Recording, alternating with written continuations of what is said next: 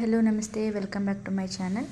Simple and ಟೇಸ್ಟಿಯಾಗಿ ಏನು ಜಾಸ್ತಿ ಇಂಗ್ರೀಡಿಯೆಂಟ್ಸ್ ಹಾಕ್ದೇ ಪಲಾವ್ ಯಾವ ರೀತಿ ಮಾಡೋದು ನೋಡ್ಕೊಂಡು ಬರೋಣ ಬನ್ನಿ. ವೆಜಿಟೇಬಲ್ ಪಲಾವ್.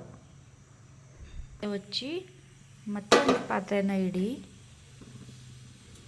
ಇವಾಗ ಪಾತ್ರೆ ಕಾದಿದೆ.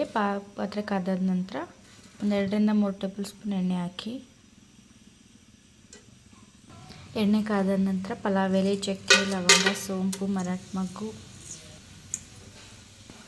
ಫ್ರೈ ಆದಮೇಲೆ ಕಟ್ ಮಾಡಿ ಇಟ್ಕೊಂಡಿರೋ ಈರುಳ್ಳಿ, ಕರಿಬೇವು ಹಾಗೆ ಪುದೀನ ಸೊಪ್ಪನ್ನು ಕೂಡ ಹಾಕೊಳ್ಳಿ.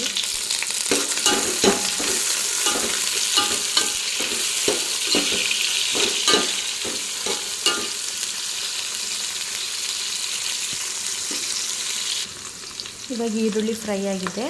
ಮತ್ತು ಕಟ್ ಮಾಡಿ ಇಟ್ಕೊಂಡಿರೋ ತರಕಾರಿಗಳನ್ನ ಹಾಕ್ಕೊಳ್ಳಿ.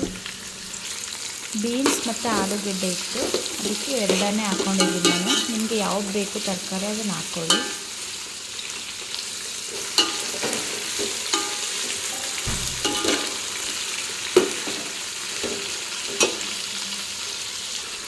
ಇವಾಗ ತರಕಾರಿನೂ ಫ್ರೈ ಆಗಿದೆ. ಮತ್ತು ಟೊಮೊಟೊ ಹಾಕ್ಕೊಳ್ಳಿ.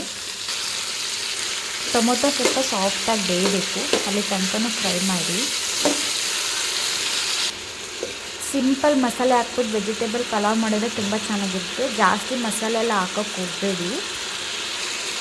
ಅದಕ್ಕೆ ಇವತ್ತು ಸಿಂಪಲ್ಲಾಗಿ ಜಾಸ್ತಿ ಮಸಾಲೆ ಏನು ಹಾಕದೆ ಪಲಾವ್ ಮಾಡೋದನ್ನು ತೋರಿಸ್ತಾ ಇದ್ದೀನಿ ನೋಡಿ. ಟೊಮೊಟೊ ಈಗ ಸಾಫ್ಟ್ ಆಗಿದೆ.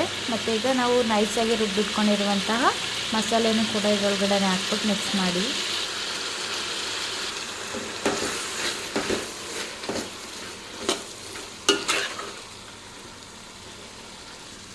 ಆಗಲೇ ನನ್ನ ಪಕ್ಕದಲ್ಲಿ ಬಿಸಿನೀರನ್ನು ಕೂಡ ಕಾಯಕ್ಕೆ ಇಟ್ಕೊಂಡಿದ್ದೆ, ಅದನ್ನು ಇವಾಗ ಇದರೊಳಗಡೆ ಹಾಕಬೇಕು.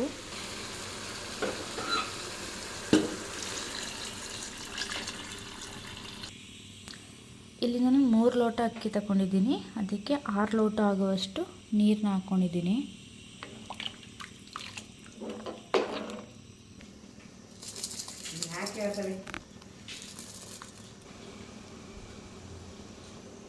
ಆಗಲೇ ನೆನೆಸಿಟ್ಕೊಂಡಿರೋ ಅಕ್ಕಿನೂ ಕೂಡ ಹಾಕ್ತಾಯಿದ್ದೀನಿ. ಇವಾಗ ಒಂದು ಒಳ್ಳೆ ಮಿಕ್ಸ್ ಕೊಡಿ.